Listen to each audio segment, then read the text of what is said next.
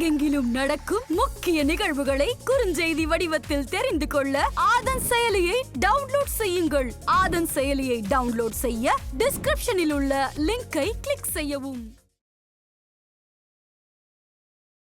உங்களுக்கு முருகரை பிடிக்கிறதுக்கு முன்னாடி இந்த தெய்வம் எனக்கு பிடிக்கும் அப்படின்னா இந்த தெய்வத்தை சொல்லுவீங்க? முதல்ல முதல் கடவுள் தான், பிள்ளையார் தான். இந்த எக்ஸாம்பிள் நான் எப்படின்னா பாஸ் ஆயிடணும் கடவுளே அப்படின்னு சொல்லிட்டு அப்படி விளையாட்டுத்தனமா ஆரம்பிச்சது தான். என்னோட ஸ்பிரிச்சுவல் என்ட்ரி வந்து வடபழனிக்கு போனது கூட என்னன்னாங்க, நான் வந்து அவரை பார்க்கல, அவரு வந்து இந்த குழந்தைய நான் பார்த்துக்கிட்டே இருக்கணும். அந்த அழகு குத்த வரவங்க சொல்றாங்க, அம்மா நீ வந்து ஹைட்டாவும் இருக்க, நான் உடம்பாவும் இருக்கேன், அதனால வந்து நீ ரொம்ப போட்டு அசையக்கூடாது, நீ நாக்க வந்து வெளியில நீட்டிட்டு முருகான்னு நினைச்சுக்கோ, உனக்கு வந்து சட்டுன்னு நான் பண்ணிடுறேன் அப்படின்னு சொன்னாங்க. முருகா அப்படின்னு சொல்லிட்டு அப்படியே நினைச்சா அந்த ஒரு நிமிஷம் இது பண்றேன். அந்த நேரத்துல என்னன்னா, இப்போ வரைக்குமே எனக்கு அந்த வலியோ நாக்குல விழுந்த அந்த தழும்போ எதுவுமே இருக்காது. Alright person. லைஃப்ல வந்த எல்லாருமே ஒரு காலகட்டத்துல என்னை விட்டுட்டு போயிட்டாங்க. சுவாமி அந்த மாதிரி விட்டுட்டு போயிடுவாரோன்ற ஒரு சந்தேகம். எனக்கு பிடிச்சது என்ன, இந்த அலங்காரமா முடிய வச்சுப்பேன். இப்ப நான் அதையுமே நான் கொடுத்துடுறேன். எனக்கு உன்னை தவிர்த்து எதுவும் வேண்டாம். ரொம்ப நாள் நடக்க முடியல, உடல் சோர்வா இருக்கு, இந்த மாதிரி சின்ன சின்ன விஷயத்துல ஆரம்பிச்சு மிகப்பெரிய விஷயம் வரைக்கும் எல்லாமே அம்மா இருந்தாதான் எல்லாமே சொல்ல முடியும். அம்மா இல்லாத பட்சத்துல எல்லாமே அவரு தானே. நான் எங்க போய் சொல்லுவேன்? நான் யார்கிட்ட வந்து கேட்பேன்? எனக்கு வந்து எதுவும் எல்லாமே அவரு தான். ஆதன் ஆன்மீகம் நேயர்கள் எல்லாருக்குமே ஒரு பெரிய வணக்கம். நான் தான் உங்க ஷாம்லா. சோ இவங்க வந்து ரொம்பவே ஸ்பெஷலான ஒருத்தவங்க அப்படின்னே சொல்லலாம். அதாவது ஆக்டரா இருக்கிறது மட்டும் இல்லாம முருகர் டிவோட்டியா வந்து நிறைய விஷயங்களை நம்மளோட மக்களுக்காக தினம் தினம் சொல்லிக்கிட்டு இருக்காங்க. சோ நம்ம கூட யார் இருக்காங்க அப்படின்னு பாத்தீங்கன்னா சரண்யா மேம் தான் இருக்காங்க. வணக்கம். வணக்கம். எப்படி இருக்கீங்க? ரொம்ப நல்லா இருக்கேன். எனக்கு என்னன்னா, நான் யூஸ்வலா ஆதான்ல தமிழ் கிட்ட தான் கொடுத்திருக்கேன் இன்டர்வியூ. கொஞ்சம் புதுசா இருக்கு.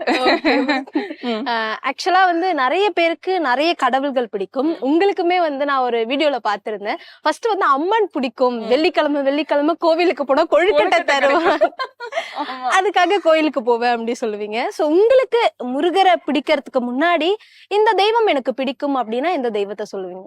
முதல்ல முதல் கடவுள் தான், பிள்ளையார் தான்.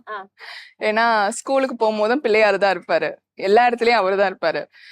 அதனால அவருக்கு தான் போய் ஒரு தேங்காய் உடைக்கணும் குட்டி வயசுல வேண்டிப்பேன். தேங்காய்க்கு காசு கிடைக்கணும், ஆனாலும் வந்து இந்த எக்ஸாம்பிள் நான் எப்படின்னா பாஸ் ஆயிடணும் கடவுளே அப்படின்னு சொல்லிட்டு அப்படி விளையாட்டுத்தனமா ஆரம்பிச்சது தான். என்னோட ஸ்பிரிச்சுவல் என்ட்ரி வந்து விளையாட்டுத்தனமா தான். அப்புறம் எங்க அம்மா வந்து ஞாயிற்றுக்கிழமைனா வடபழனி கூட்டிட்டு போவாங்க. நான் அந்த வடபழனிக்கு வந்து ட்ரெஸ் எல்லாம் பண்ணிட்டு வர்றது எதுக்குன்னா, சரி இன்னைக்கு எப்படி இருந்தாலும் சாப்பிட வாங்கி கொடுப்பாங்க அப்படின்னு தான். நம்ம குழந்தையா இருக்கும் போது இந்த மாதிரிதான் ஆரம்பிச்சது. ஏன்னா எங்க வீட்டுல வந்து ஸ்லோகம் படிச்சோ இல்ல கடவுளை வந்து நல்லா சேவிச்சோ இந்த மாதிரி யாரும் எங்களுக்கு சொல்லி கொடுக்க யாருமே கிடையாது. எங்க அம்மா வந்து எல்லாம் அம்மன் சன்னதிக்கு, எங்க அம்மாக்கு வந்து அம்மன்னா ரொம்ப பிடிக்கும். திருவேற்காட்டு அம்மன், பெரிய பாளையம் அம்மன்னா ரொம்ப பிடிக்கும். அங்க அப்படியே போக ஆரம்பிச்சு அவங்க கூட சேர்ந்து போய் மேபி இது வந்து ஒரு பிளெஸிங் தான். கடவுளை முருகரை வந்து கெட்டியமா பிடிக்கிறதோ இல்ல அம்மனை கெட்டியமா பிடிக்கிறதோ எல்லாமே உங்களோட பூர்வ பிளெஸிங்ஸ் தான். என்கிட்ட ஒருத்தவங்க கேட்டாங்க, உங்களுக்கு யார் இதெல்லாம் சொல்லி கொடுத்தா அப்படின்னு. ஆக்சுவலா கேட்பாங்க, உங்களுக்கு யார் இதெல்லாம் சொல்லி கொடுத்தா? ஏன்னா என்னோட இன்ஸ்டால வந்து நான் என்ன பண்ணுவேன்னா, அந்தந்த விசேஷ நாட்கள்ல பாத்தீங்கன்னா தெரியும், பிரேயர்ஸ் பண்ணி எடுத்து பிக்ஸ் போடுவேன். உங்களுக்கு எப்படி இதெல்லாம் தெரியும் அப்படின்னு கேட்பாங்க. ஆனா அது எனக்கு தெரியலங்க. டிஃபால்ட்டா என்னன்னா, நான் படிச்சது வந்து சரஸ்வதி ஆலயா ஸ்கூல்ல படிச்சேன். அங்க இந்த மாதிரி நிறைய பூஜை புனஸ்காரம் நிறைய பண்ணுவாங்க. சோ அதெல்லாம் பார்த்து கத்துக்கிட்டது. என் ஃப்ரெண்ட்ஸ் வீட்டுக்கு போவேன், அங்க இருக்கும். அதனால இப்போ ஒன்னும் தெரிஞ்சிருச்சு. இப்போ நிறைய தெய்வங்கள் இருக்கு, ஆனா முழுமுதற் கடவுள் அப்படின்னா உங்களுக்கு முருகரா இருக்காரு. சோ இதுக்கான காரணம் ஏதாவது இருக்கா? வடபழனிக்கு போனது கூட என்னன்னாங்க, நான் வந்து அவரை பார்க்கல, அவரு வந்து இந்த குழந்தைய நான் பாத்துக்கிட்டே இருக்கணும். ஏன்னா இவ எப்படி வளர்றா, என்னென்ன ஸ்டேஜ்ல இருக்கான்னு அவருக்கு எனக்கு என்னமோ வந்து முருகருங்க முதல்ல இருந்தே பாத்துக்கிட்டு தான் இருந்திருக்காரு. நமக்கு தெளியலத்துக்கு வந்து வயசு வந்து ரொம்ப வருஷம் ஆயிருக்கே தவிர்த்து அவருக்கு நல்லா தெரிஞ்சிருக்கு. நம்மளால உருவாக்கப்பட்டவ தானே, அதனால அது அவருக்கு தெரிஞ்சிருக்கு. ஆனா எனக்கு ஒரு புரிதல் வந்தது எல்லாமே வந்து இப்போ இந்த திருத்தணிக்கு போன பிறகுதான் வந்து ரொம்ப பெரிய ஒரு புரிதல் இருந்தது. ஓகே, ஆக்சுவலா நீங்க அடிக்கடிக்கு போற கோவில் அப்படின்னா இந்த சிறுவாபுரி திருத்தணி, இந்த திருச்செந்தூர்னு ஒரு கோவில் இருக்கு மேம், அங்க எப்ப போவீங்க? நிறைய பேரோட எதிர்பார்ப்புமே அதுதான். ஆக்சுவலா உங்களுக்கும் திருத்தணிக்குமே வந்து ஏதாவது பர்சனல் கனெக்டிவிட்டி இருக்கா? நான் சும்மா என்னோட ஃப்ரெண்டு சர்வேஷ் அவர்கிட்ட வந்து சொல்லிக்கிட்டு இருப்பேன், எல்லாருக்குமே இந்த பூர்வ ஜென்மம் வந்து இருக்குன்னு சொல்றாங்க இல்லையா, அந்த மாதிரி எனக்கு திருத்தணியில கனெக்ஷன் இருக்கா அப்படின்னு. ஏன்னா திருத்தணியில வரவேற்பை பார்த்து நான் அதை கேட்டுக்கிட்டே இருந்தேன். அப்ப சொன்னாங்க, நீ ஏதோ ஒரு காலகட்டத்துல நீ வந்து விளக்கு போட்டிருப்ப, விளக்குனா உன் வேலையே என்னன்னா விளக்கு போடுறதுதான் அப்படின்னு. ஆனா அது ஆஃப் லேட் எனக்கு அது உண்மை மாதிரி தான் தோணுது. ஏன்னா திருத்தணி கொடுத்த அந்த அன்பும் அரவணைப்பும் அந்த அந்த திருத்தணி முருகன் தவிர்த்து எனக்கு வேற யாரும் கொடுக்கல. நீங்க சொன்ன மாதிரி திருச்செந்தூருக்கும் போறது உண்டு, வருஷத்துக்கு ஒரு வாட்டி போவேன். ஆக்சுவலா திருச்செந்தூர் போக ஆரம்பிச்சது எப்படின்னா, முத்துசுவாமி தீட்சிதர்னு சொல்லிட்டு நம்ம எட்டயபுரத்துல இருப்பாருங்க, ஒரு பெரிய ஒரு ஞானி. அவரு வந்து திருத்தணியில தான் வந்து முத்துசுவாமி தீட்சிதருக்கு வந்து பேச்சாற்றல் வந்து கிடைச்சது. அந்த ஸ்டோரி உங்களுக்கு தெரியுமா அப்படின்னு தெரியல. முத்துசுவாமி தீட்சிதருக்கு வந்து பேச்சு வராதுங்களாம், அவருக்கு பாடணும்னு ரொம்ப ஆசை. திருத்தணி மலை மேல அவர் ஏறி இருக்காரு. ஏறி ஐயனை வந்து சுவாமி கும்பிட்டுட்டு, எனக்கு இந்த மாதிரி வரல, ஆனா உங்களை பத்தி பாடுறதுக்கு எனக்கு ரொம்ப ஆசையா இருக்கு, எனக்கு நீங்க இந்த பேச்சாற்றல் வந்து தரணும் அப்படின்னு வந்திருக்காரு. ஒரு குழந்தை ரூபத்துல வந்து அவருக்கு கற்கண்டு பிரசாதம் கொடுத்ததுனால அவருக்கு பேச்சாற்றல் வந்தது. முதல் பாட்டே அவர் படிச்சது பாத்தீங்கன்னா திருத்தணி முருகனை பத்தி தான். அதனால அவரை பார்க்கும் போதுதான் திருச்செந்தூர் முருகனை போய் பார்த்துட்டு நான் வந்தேன். திருச்செந்தூர் முருகன் வந்து என்னன்னா நம்மளுக்கு டிஸ்டன்ஸ் ஜாஸ்திங்க, அதனாலதான் வந்து திருச்செந்தூர் இது பண்ண முடியல. என்ன விட்டீங்கன்னா நான் எல்லா கோவிலுக்கும் போயிட்டு வர ஆளுதான், பட் டிஸ்டன்ஸ் நம்மளுக்கு 10 மணி நேரம் அங்க ஆகுறது. இன்னொன்னு கூட்டம். இப்போ மக்களுக்கு என்னன்னா, கோவில்களுக்கு நிறைய வர்றது வந்து ஜாஸ்தி ஆயிடுச்சு, ஸ்பிரிச்சுவல்குள்ள வரணும்னு ரொம்ப ஆசைப்படுறாங்க. அதனாலயுமே வந்து கூட்டம் ஜாஸ்தியா இருக்கு. நம்ம நினைச்ச நேரத்துல சுவாமியை பாக்குறது கொஞ்சம் குறைவா இருக்கு. அதனால நீங்க அதை பிளான் பண்ணிட்டு போகணும். சரி, திருச்செந்தூர் முருகனையும் ரொம்ப பிடிக்கும். ஓகே மேம், ஆக்சுவலா வந்து எல்லாருக்குமே கடவுள் மேல ஒரு பக்தி அப்படிங்கிறது இருந்துகிட்டு தான் இருக்கு. ஆனா வந்து இந்த மாதிரி இப்ப காவடி எடுக்கிறோம் அப்படிங்கிற மாதிரி இருக்கும். ஆனா அந்த அழகு குத்துறது அப்படிங்கிறது நிறைய பேருக்கு வந்து அது ஒரு பெரிய விஷயமா இருக்கும். ஏன்னா அது வலி அப்படிங்கிறது. ஆனா நிறைய பேர் சொல்ற விஷயம் என்னன்னா, நம்ம வேண்டிக்கிட்டு ஆத்மாவா பண்ணோம்னா அது தெரியாது அப்படின்னு சொல்லுவாங்க. ஆனா நீங்க வந்து வெடியற் காலையில வந்து அந்த வேலை குத்திக்கிட்டு, ஆமா, பூஜை பண்ணிக்கிட்டு மலை மேல ஏறுவீங்க. உண்மையாவே உங்களுக்கு வலிச்சதா மேம்? குத்தும் போதுங்க யூஸ்வலா இப்ப இந்த டீச்சர்ஸ் எல்லாம் கை காமிக்க சொல்லுவாங்க, உன்னை அடிக்க போறேன் அப்படின்னு சொல்லி நீங்க கான்சியஸா என்ன பண்ணுவீங்கன்னா, அடிக்க வரும்போது கையை எடுத்துருவீங்க வலிக்கும்னு சொல்லிட்டு. ஆனா எனக்கு அன்னைக்கு என்கிட்ட இந்த மாறுதல் என்னன்னா, அந்த அழகு குத்த வரவங்க சொல்றாங்க, அம்மா நீ வந்து ஹைட்டாவும் இருக்க, நான் உடம்பாவும் இருக்கேன், அதனால வந்து நீ ரொம்ப போட்டு அசையக்கூடாது, நீ நாக்க வந்து வெளியில நீட்டிட்டு முருகான்னு நினைச்சுக்கோ, ஃபுல்லா முருகான் மட்டும் தான் இருக்கணும், நினைச்சுக்க, உனக்கு வந்து சட்டுன்னு நான் பண்ணிடுறேன் அப்படின்னு சொன்னாங்க. ஒரு நெருடல் கூட நான் பண்ணலைங்க. இந்த நாக்கு அப்படி வெளியில எடுக்கிறது, அப்புறம் கண்ணை திறந்து பாக்குறது, இதெல்லாம் பண்ணவே இல்லை. முருகா அப்படின்னு சொல்லிட்டு அப்படியே நினைச்சிட்டேன். நினைச்சா அந்த ஒரு நிமிஷம் இது பண்றேன். அந்த நேரத்துல என்னன்னா, உங்களுக்கு வலின்றதை விட அந்த முருகா என்ற அந்த வார்த்தை வந்து என்ன பண்ணிடும், எல்லாத்தையும் மறக்கடிச்சிடும். உடம்புல ஒரு செகண்டுக்கு ஒரு சிலிர்ப்பு ஏற்படுது. அது ஒருவேளை அவரு நம்ம கூட இருக்கிறதுனால, எனக்கு அப்படி தோணுது, ஸ்பிரிச்சுவலா இருக்கிறதுனால, இந்த கூட இருக்குன்னா அந்த சிலிர்ப்பு ஏற்படுறது. அதனாலதான் நம்ம ஒரு பிடிப்பு இல்லாம ஒரு அந்தந்த அசைறோம், அவ்வளவுதானே தவிர்த்து எனக்கு வலி இருந்ததுன்னா நான் மேல எல்லாம் போயிட்டு எல்லாமே முடிச்சுட்டேங்க, அதை எடுத்துட்டாங்க, வேலை வந்து எடுத்துட்டாங்க. அந்த ஒரு கொஞ்ச நேரத்துக்கு ஒரு அரை மணி நேரம் தான் என்னால பேச முடியல. அப்புறம் பாத்தீங்கன்னா 1 மணி நேரம் கழிச்சு நான் டீ குடிக்கிறேன், டிஃபன் சாப்பிடுறேன், எல்லாருமே என்ன வந்து நீ அழகு குத்துனல கேட்டுட்டேன். எனக்கு அப்படி ஒண்ணு நடக்கவே இல்லை. இப்போ வரைக்குமே எனக்கு அந்த வலியோ நாக்குல விழுந்த அந்த தழும்போ எதுவுமே இருக்காது. All right person. ஓகே, அதே மாதிரி பெண்கள் அப்படின்னாலே முடி, பூவு, இதுக்குன்னே வந்து ரொம்ப பரிச்சயப்பட்டவங்களா இருப்பாங்க.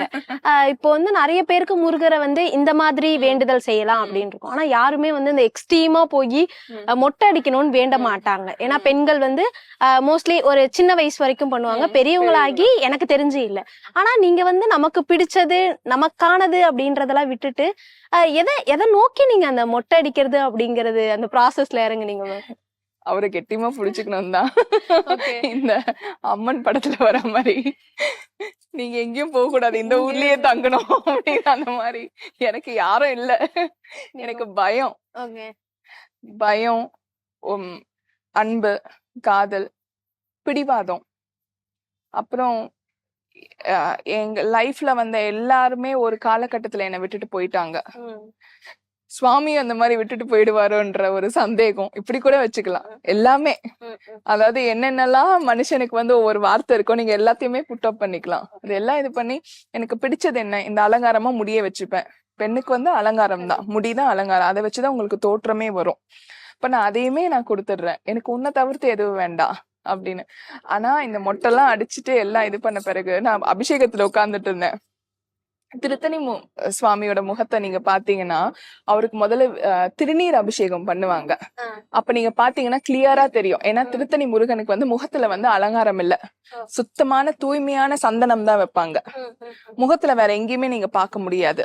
இங்க வைப்பாங்க, இங்க வைப்பாங்க, அவர் நெத்தியில வைப்பாங்க. திருநீர் அபிஷேகத்துல மட்டும்தான் அவர் முகத்தை நல்லா பார்க்க முடியும். ஏன்னா திருநீரை வந்து மூஞ்சில போடுவாங்க, அவர் முகத்துல வந்து அழகா போடுவாங்க. அவர் சிரிச்ச முகத்தோட இருப்பாரு. அப்ப அந்த திருநீர் அபிஷேகம் பண்ணும் போது சிரிச்சுக்கிட்டே, என்ன நான் தான் உன் கூட இருக்கேன்ல என்ன அப்படின்னு கேட்டாரு. நான் சொன்னேன் பிடிவாதிக்காரின்னா அப்படின்னு. அப்ப நான் நினைச்சுக்கிட்டேன், சரி ஒரு குழந்தைத்தனமா பண்ணிருக்கா அவ்வளவுதானே அவர் நினைச்சுப்பாரே தவிர்த்து, இப்ப நான் மொட்டை அடிச்ச மாதிரி நீங்க மொட்டை அடிச்சா உடனே அப்படி கிடையாது. உங்களுக்கு நிஜமாலேயே வந்து ஒரு வேண்டுதல் இருந்ததுன்னா பண்ணுங்க. மத்தபடி இத ஏதோ இவங்க பண்ணிட்டாங்க எனக்கு அவரு இதெல்லாம் பண்ணலனா கூட அவர் எனக்கு எல்லாம் தரதான் போறாரு. ஏன்னா அவரு மேல வச்சிருக்க நம்பிக்கை எனக்கு அப்படி. அப்புறம் இன்னொன்னு, நம்பிக்கை மட்டும் போதாது, உழைப்பும் வேணும். ஒரு வேலையை தொடங்குறீங்கன்னா அந்த வேலையில என்னென்னலாம் இருக்கோ அந்த வேலையை நீங்க செய்ய ஆரம்பிக்கணும். அதுக்கான ஊதியம் அவர் கொடுத்துருவாரு. கண்டிப்பா. இப்ப வந்து நிறைய பேருக்கு இருக்கிற ஒரு விஷயம் என்னன்னா, இப்ப மொட்டை அடிச்சாதான் முருகர் பக்கத்துல போக முடியுமா, அவருடைய அனுகிரகத்தை நம்ம வாங்க முடியுமா அப்படின்ற ஒரு கேள்வி கண்டிப்பா இருந்துகிட்டு இருக்கு. சோ அதுக்கான பதிலா நீங்க என்ன சொல்லணும்னு நினைக்கிறீங்க? நீங்க மொட்டை அடிச்சிட்டீங்கன்னா போயிட முடியுமா? போக முடியாது. நம்பிக்கை வேணும், நல் எண்ணங்கள் வேணும், நல் ஒழுக்கங்கள் வேணும்.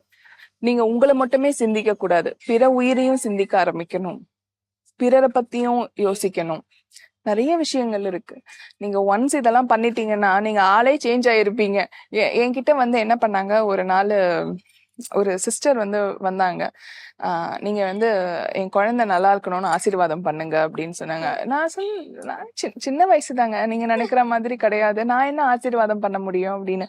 இல்ல நீங்க ஆசீர்வாதம் பண்ணுங்க, அவங்க நல்லா இருப்பாங்க அப்படின்னு சொன்னாங்க. எனக்கு அப்பதான் தோணுச்சு, நம்ம எந்த அளவுக்கு கடவுள்கிட்ட நெருங்குறோமோ நமக்கு தெரியாது, ஐயன் கிட்ட நெருங்குறதுக்கு. மத்தவங்களுக்கு அந்த ஆற்றல் தெரியும். யூ ஹாவ் ஆரா, ஒரு உங்களை சுத்தி ஒரு வைப் இருக்கும். அது மத்தவங்களுக்கு தான் நிறைய தெரியும். உங்களுக்கு வந்து நீங்க என்ன நினைச்சுப்பீங்க, உங்களை வந்து ரொம்ப சாதாரணமா தான் நினைப்பீங்க. ஆனா முருக பெருமான் என்ன பண்ணுவாரு, இல்ல அவ என் பொண்ணு, அவகிட்ட எல்லாம் வாங்குங்க, அவ நல்லா இருப்பான்னு சொன்னா நல்லா இருப்பா, எல்லாரும் நல்லா இருப்பாங்க அப்படின்னு அந்த பாக்கியம் உங்களுக்கு கொடுக்க ஆரம்பிப்பாரு. இதெல்லாம் கிடைக்கணும்னா நீங்க முதல்ல அவரை நம்பி இது பண்ணுங்க. இதை பண்ணி அதை பண்ணி அப்படிலாம் கிடையாது. நான் பண்ணது உங்களுக்கு மொட்டை அடிக்கணும்னு நீங்க விரும்புனீங்கன்னா மொட்டை அடிங்க, அதெல்லாம் தப்பு கிடையாது. ஏன்னா அது வந்து யூஸ்ஃபுல்லா நிறைய விஷயத்துக்கு தான் எடுத்துட்டு போகுது. கேன்சர் பேஷண்ட்ல இருந்து, முடி இல்லாதவங்களுக்கு எல்லாம் தான் கொடுக்குறாங்க. ஆனா எதிர்பார்ப்போட எதையும் பண்ணாதீங்க. கண்டிப்பா. இப்ப வந்து நிறைய பேர் முருகரை வந்து கந்தா சொல்லுவாங்க, கடவுள் சொல்லுவாங்க, பிள்ளை சொல்லுவாங்க. ஆனா நீங்க கொஞ்சம் டிஃப்ரெண்டா ஐயன் அப்படி சொல்றீங்க. அதுக்கான காரணம் ஏதாவது இருக்கா மேம்? அது பெரியவங்கன்றதுனால. ஓ, அந்த மரியாதை கலந்து. ஏன்னா என்னோட குருநாதர் பரஞ்சோதி பாபாவா ஐயா ஐயான்னு கூப்பிடுவோம். அது மரியாதை தான். ஐயா நான் போயிட்டு வரேன், ஐயா நான் இங்க இருக்கேன். வீட்டுல இருந்து கிளம்பும் போதே ஐயா நான் கிளம்புறேன் அப்படின்னு. வீட்டுக்குள்ள வந்துட்டேங்க ஐயா அப்படின்னு சொல்வேன். ஏதோ நம்ம வீட்டுல அவர் இருக்காருன்றத நான் முழுமையா நம்புறேன். அந்த மாதிரி ஐயன் கிட்ட வந்து எடுத்தோன்னு போய் அவர் கொஞ்சிடலாம் முடியாது இல்ல, என்ன இருந்தாலும் ஒரு பயம் இருக்கும். அதனால வந்து நம்ம வந்து கொஞ்சம் அந்த தூரத்துல நின்னு என்னன்னா பெரிய காரியம் முடியற மாதிரி வேணும் அப்படின்னா ஐயன் ஐயன்னு கூப்பிடுறது. நம்ம குட்டியோன்னு இருந்ததுன்னா கிட்ட வந்து நீங்க கொஞ்சம் செல்ல பையன் தானே, நீங்க பண்ணி கொடுங்க அப்படின்னு கொஞ்சிருது. ஆனா மத்தவங்க கிட்ட பேசும் போதெல்லாம் இப்ப எப்படி வந்து நம்ம அப்பா வந்து வீட்டுல இருக்கும் போது பேர் விட்டு எல்லாம் கூட கூப்பிடுவோம். ஆனா வெளியில வந்தா அப்பா அப்பா அந்த மாதிரி வெளியில வந்து ஐயன் தான். ஆனா வீட்டுல இருக்கும் போது எப்பவுமே வந்து சும்மா இப்படி போகும்போது எனக்கு கொஞ்சம் மாட்டியா அப்படின்னு கேக்குற மாதிரி இருக்கும். நான் உடனே கொஞ்சம் இதோ வரேன் அப்படின்னு. ஆனா ரொம்ப அதாவது நான் ஏதாவது தப்பு பண்ணிட்டேன் இதெல்லாம் பண்ணிட்டேன்னு வச்சுக்கோங்க, ஆளே என்ன குட்டி எலி மாதிரிதான் நீங்க என்ன பாப்பீங்க. எங்கன்னா போய் ஒளிஞ்சுக்கிட்டு ஐயன் பார்த்துட்டு போலயே அந்த சைடே ஓட மாட்டேன். பயம் எல்லாம் இருக்கு. நிறைய கோவிலுக்கு நீங்க போய்கிட்டு இருக்கீங்க. இன்னும் வந்து என்னோட வாழ்க்கையில இந்த ஒரு கோவில் போகணும் அப்படிங்கறதா வந்து என்னோட கனவு அப்படின்னா அது எந்த கோவில் சொல்லுவீங்க? எனக்கு ஆக்சுவலா ரீசெண்டா ஒருத்தவங்க நான் காசிக்கு போகணும்னு சொன்னாங்க. ஆமா. என் ஃப்ரெண்டு பக்கத்துல ஆல்ரெடி இவ இப்படிதான் இருக்கா, அங்க போய் தான் இவ தரிசனம் பண்ணணும்னு இல்ல அப்படின்னு சொன்னாங்க. எனக்கு திருத்தணி போனது பெரும் பாக்கியம் தாங்க. ஏன்னா திருத்தணி இப்ப என்னங்க எனக்கு 30+ ஆகுது. இப்ப திருத்தணி உருவான ஸ்தலம், ரொம்ப பல காலமா இருக்கிற ஒரு ஸ்தலம். அதுல குடுக்குற ஒரு மகிழ்ச்சி வந்து திருப்பியும் நான் எங்க போய் ஈடேற முடியாது. அதனால மத்த ஸ்தலத்தெல்லாம் பார்க்கக்கூடிய பாக்கியம் அங்க நான் வாழ்ந்துகிட்டு இருக்கேன் திருத்தணியில, அவ்வளவுதான். உங்களுக்கான ஸ்தலம்னு ஒண்ணு இருக்கும்ல மேம், நம்ம போனோம்னா நமக்கான வைபு, நமக்கான பாசிட்டிவ்ஸ் நிறைய இருக்கும் அப்படின்னா அந்த கோவில் எந்த கோவில்? எனக்கு திருத்தணியை திருத்தணி வந்து ஆல் டைம்ங்க. ஆனா இப்போ ஆஃப் லேட்ல இந்த சிறுவாபுரிக்கு போக ஆரம்பிச்சு. நீங்க கூட பாத்திருப்பீங்க சிறுவாபுரியில அங்க வந்து நடக்கிறது எல்லாமே திருத்தணி முருகன் எப்படி நடக்கிறதோ அதே மாதிரியே இருக்கும். நான் நினைச்சேன் இவங்க 2 பேர் ஃப்ரெண்ட்ஸ் தான் போல. ஏன்னா இந்த சாக்லேட்ஸ் வந்து ஒருத்தவங்க வந்து சாக்லேட் மாலை போட்டிருந்தாங்க சிறுவாபுரி முருகனுக்கு. நான் இங்க எதாத்தமா நின்னுட்டு அந்த சாக்லேட் மாலை நம்மளுக்கு கிடைக்குமா அப்படின்னு யோசிச்சேன். திடீர்னு ஒருத்தர் எடுத்துட்டு வந்து சாக்லேட் மாலையை கழட்டி அப்படியே கையில குடுத்துட்டாரு. அத நீங்க ரீசெண்டா டிஸ்ட்ரிபியூட்லாம் பண்ணீங்க. திருத்தணியில போய் டிஸ்ட்ரிபியூட் பண்ண அப்பதான் நினைச்சேன், ஓ இங்க குடுக்கறது இங்க போல அப்படின்னு நினைச்சேன். நான் எப்பவுமே ஒரு விஷயம் கொடுத்து அப்படியே நம்ம வீட்டுக்கு எடுத்துட்டு போயிட மாட்டேன். நம்மள மாதிரியே எவ்வளவு பேர் இருப்பாங்க அவரை நம்பி, அதனால எல்லாருக்கும் கொடுக்கணும்னு சொல்லிட்டு கொடுத்துட்டு இருந்தேன். இப்ப நான் யோசிச்சேன் இவங்க 2 பேர் ஃப்ரெண்ட்ஸ் தான் போல அப்படின்னு சொல்லிட்டு. ஓகே, நீங்க வந்து கடவுள் கிட்ட என்ன மாதிரியான விஷயங்கள் கேப்பீங்க பர்టిక్యులரா முருகர் கிட்ட?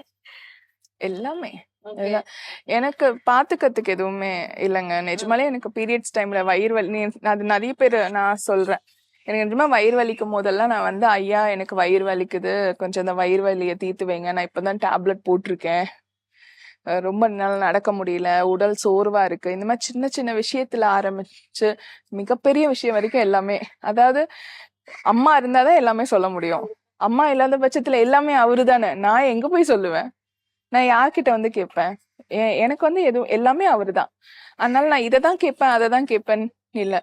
இன்னொன்னு எல்லாத்தையும் போய் கேட்டுருவும் மாட்டேங்க. அது ஒண்ணு இருக்கு. இப்போ எனக்கு நிஜமா என்னன்னா எனக்கு கார் வாங்கணும்னு ரொம்ப ஆசை. நிஜமாலே எனக்கு கார் வாங்கணும்னு ரொம்ப ஆசை. ஆனா நான் போகும்போது அதுக்கு என்ன பிளானிங் அதெல்லாம் பண்ணுவேன். என்னால டு த எண்ட் எது வரைக்கும் போக முடியுமோ அது வரைக்கும் நான் போவேன்.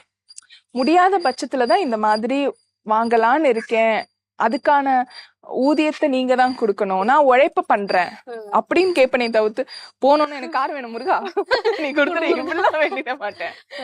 இப்ப நான் ஸ்டூடியோ வச்சிருக்கேன், அதுல வருது பணம் வர்றது, இன்னமும் எனக்கு நல்ல வியாபாரம் நடக்கணும், அதுல கொஞ்சம் லாபம் பார்க்கணும், அப்படி எனக்கு வரணும் அப்படின்னு சொல்லிட்டு அந்த வேண்டுதல் இருக்கும்.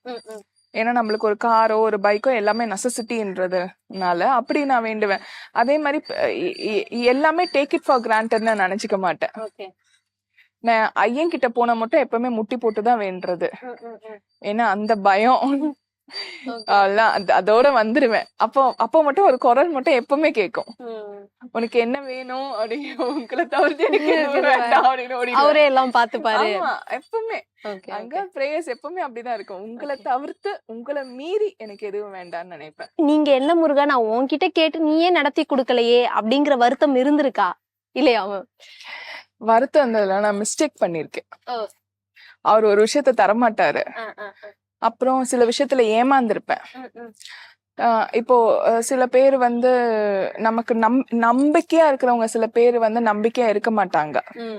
அப்பெல்லாம் அத ரொம்ப ப்ராசஸ் பண்ணிருக்கேன். அப்பெல்லாம் அவர் சொல்ற ஒரே விஷயம்தான், அத பத்தி பேசக்கூடாது, அத பத்தி நினைக்க கூடாது, உனக்கு ஒண்ணு கிடைக்கலையா கிடைக்கல அவ்வளவுதான், அது எப்ப குடுக்கணும்னு எனக்கு தெரியும் அப்படின்னு. அதனால போயிட்டு அவர்கிட்ட போய் அந்த மாதிரி எல்லாம் நிக்கிறது இல்ல. ஒரு விஷயத்த வந்து அவர் தரலையா சரி. ஓகே, லாஸ்ட் क्वेश्चन மேம், உங்க வீடியோஸ்ல எல்லாத்துலயும் சொல்றது ஹாய் பட்டர்ஃப்ளைஸ், அந்த பட்டர்ஃப்ளைஸ்ன்றதுக்கான மீனிங் என்ன மேம்? அது நிறைய பேருக்கு வந்து இருக்கிற குழப்பம், இதுக்கு என்ன மீனிங்? ஹாய் செல்லம் சொல்லுவாங்க, ஹாய் மக்களே சொல்லுவாங்க, ஹாய் செல்லக்குட்டீஸ், இதெல்லாம் கொஞ்சம் டிஃப்ரெண்டா ஹாய் பட்டர்ஃப்ளைஸ், அதுக்கான ரீசன்ஸ் ஏதாவது இருக்கா மேம்? ஆக்சுவலா பட்டர்ஃப்ளைன்றது ஹோப், உங்களுக்கே தெரியும். ஒரு சின்ன புழுல இருந்து வந்து அவங்க பறந்து விரிஞ்சு ஒரு வண்ணத்து பூச்சியா வந்து மாறுவாங்க. அந்த வண்ணத்து பூச்சி நிறைய உயிர்களுக்கு வந்து ஒரு ஊட்டச்சத்து மாதிரி. எனக்கு வந்து என்னன்னா ஒரு தடவை என்ன பண்ணிட்டு இருந்தேன், ஹாய் மக்களே மக்களே அப்படின்னு சொல்லிட்டு இருந்தேன். அப்போ ஒருத்தவங்க இருக்காங்க, அவங்க பேர் வந்து அபிநயா, அவங்க வந்து ஒரு திருநங்கை தான். அவங்க சொன்னாங்க, பாப்பா நீ வந்து ஹாய் மக்களே மக்களே சொல்றதுக்கு பதிலா ஹாய் ஃப்ரெண்ட்ஸ் இல்ல ஹாய் முருகா இப்படி எதனா ஒண்ணு சொல்லாரமே அப்படின்னு சொன்னாங்க. எனக்கு சட்டுன்னு அடுத்த வீடியோல எனக்கு பட்டர்ஃபிளைஸ் தான் ரொம்ப பிடிக்கும். நிஜமாலே என் வீடை சுத்தி நிறைய பட்டர்ஃபிளைஸ் படம் இதெல்லாம் நிறைய இருக்கும். நான் ஹாய் பட்டர்ஃபிளைஸ்ன்னு சொல்ல ஆரம்பிச்சேன். அது ஆக்சுவலா நிறைய பேருக்கு பிடிக்க ஆரம்பிச்சிருச்சு. அதனால அதுல தொடர்ந்துட்டேன். பட் பட்டர்ஃபிளைஸ் வண்ணத்து பூச்சி வந்து அவ்வளோ அழகுங்க. உங்க லைஃப்க்கு வந்து ஒரு ஹோப் கொடுக்கறது. It's actually hope. கண்டிப்பா மேம். நம்மளோட நேயர்களுக்காக உங்களை பத்தி நிறைய சுவாரஸ்யமான விஷயங்களை இந்த நேர்காணல ஷேர் பண்ணியிருந்தீங்க. ரொம்பவே நன்றி. உங்களை பார்த்தது எனக்கு ரொம்ப சந்தோஷம். ஓகே, தமிழை பாக்குற மாதிரி உங்களையும் பார்க்க ஆரம்பிச்சிருக்கேன். ரொம்ப சந்தோஷம். தேங்க்யூ. ஆதான் மீடியா நேயர்கள் அனைவருக்கும் வணக்கம்.